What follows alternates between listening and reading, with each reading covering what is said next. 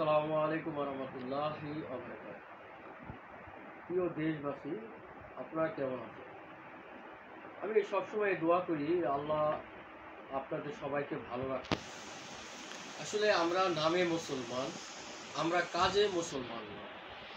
আমাদের কাজকর্মে কোনোভাবেই প্রমাণিত হয় না যে আমরা মুসলমান। তো আমি বলবো না যে আমি অনেক ভালো মানুষ, সাধু মানুষ, মানে পাক্কা মুসলিম, এটা বলবো না।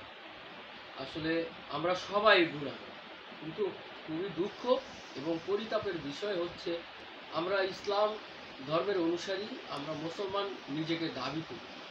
আমরা কি গরু খাওয়া মুসলমান দাবি করি? গরু খাওয়ার জন্যই কি আমরা মুসলমান? ৯২% মুসলমানের দেশে ইসলাম থাকবে রাষ্ট্র ক্ষমতায়।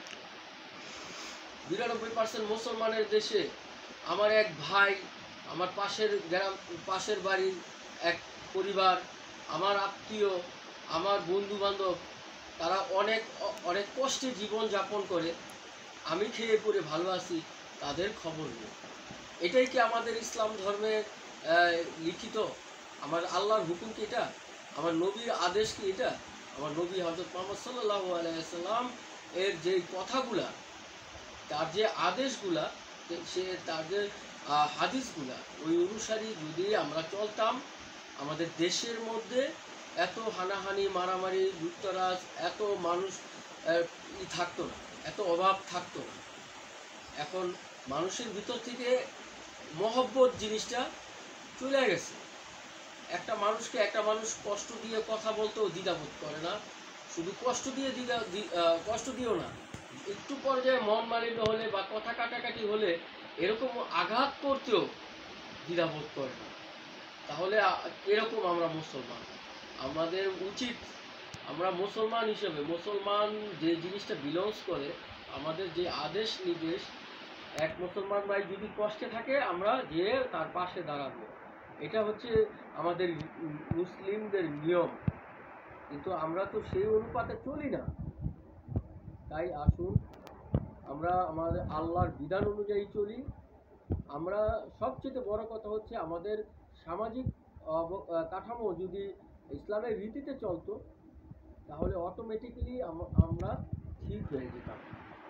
আমরা যদি ইসলামের অনুশাসন মানতাম, আমরা অটোমেটিক্যালি ঠিক হয়ে যেতাম। এখন বিষয়টা হইতেছে আমাদের সামাজিক অবস্থা, আমরা পশ্চিমা কালচার।